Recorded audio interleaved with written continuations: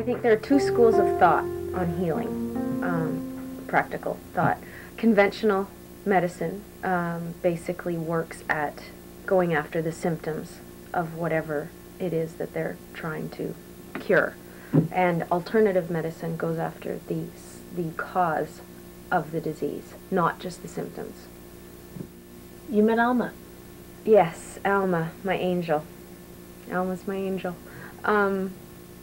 She was introduced to me 4 days after my first surgery. She's a healing touch therapist, and I had never heard of this before. Basically, she does energy work.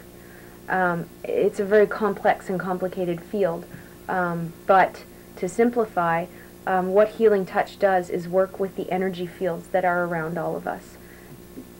I go to visit Alma once to twice a week, usually at her house in Richmond. If I'm not well enough, she'll come to me. What happens, the sessions are usually about 2 hours, an hour and a half an hour of just talking, and an hour on the table, so to speak. It's sort of a massage table.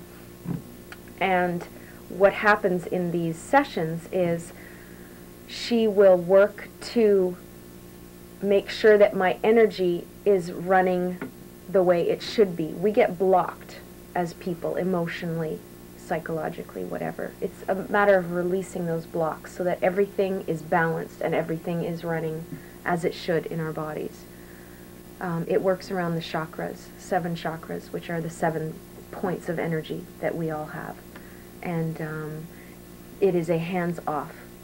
It's called healing touch, but actually she never even has to touch my body. I had no experience with energy work or alternative medicine before I started this. I didn't know anything about it.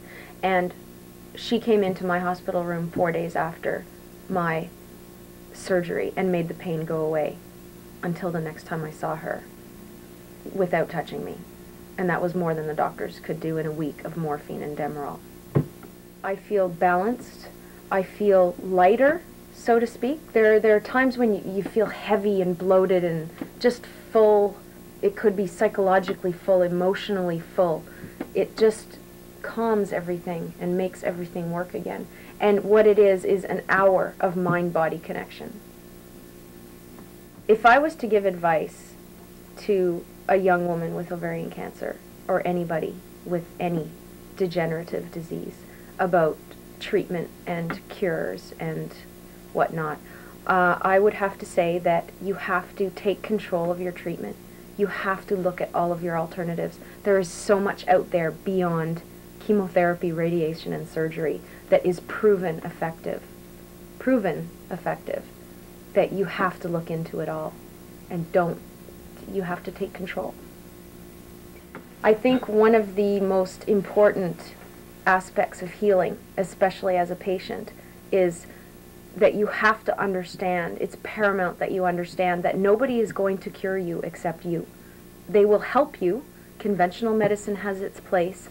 Alternative medicines have their place. It is up to you to do all the research necessary, and it is hours and hours and hours and days of research.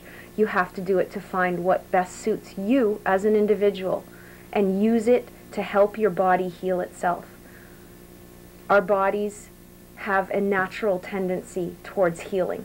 That's natural in every human being. They will heal themselves. You need to know what tools it's going to take to help your body heal itself, and it's all up to you. It's not up to anybody else.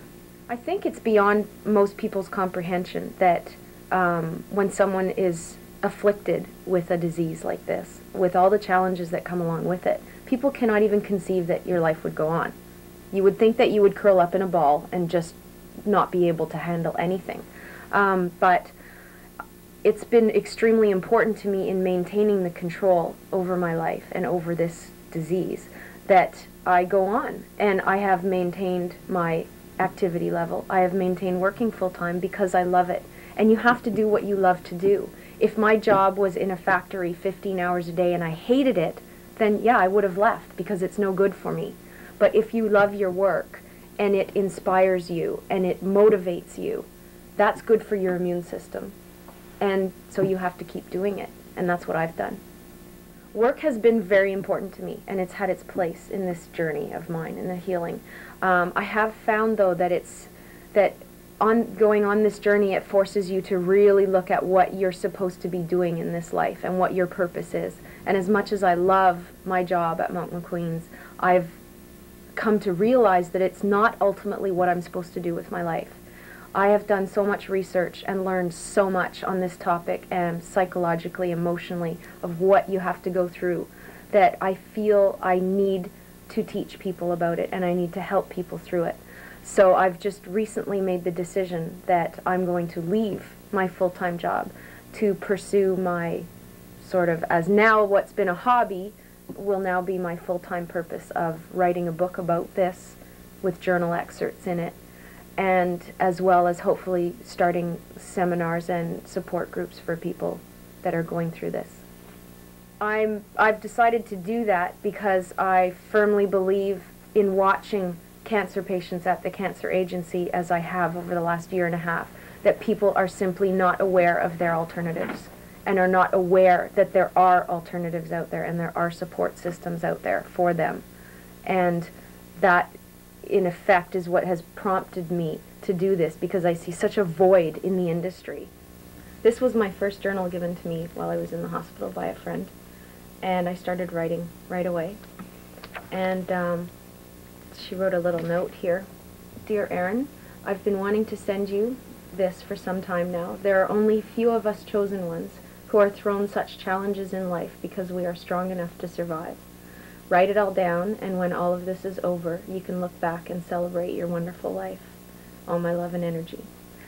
And I think, based on that, she's right. And I called this journal my wonderful nightmare. And I think that that basically describes what this journey is about. It's a journey. It's the most nightmarish time that you could possibly imagine having in your life. But it's also the most wonderful and fulfilling time I've ever had. I'm happier now than I've ever been in my entire life, as odd as that may sound. I'm so fulfilled, it's unreal. And because of that, and I know this sounds insane to some people, but I honestly don't know if I would trade this for never having had it happen because of what I've experienced. Writing, I believe, for me and for anybody, is one of the most therapeutic things you can do. It clarifies things in your mind. You can be writing and something will come out that you never even thought of, and it's virtually your subconscious coming to talk to you. It's a way of venting, it's a way of celebrating, and it's a way of grieving that you go through very personally. And I find it just paramount to my healing journey.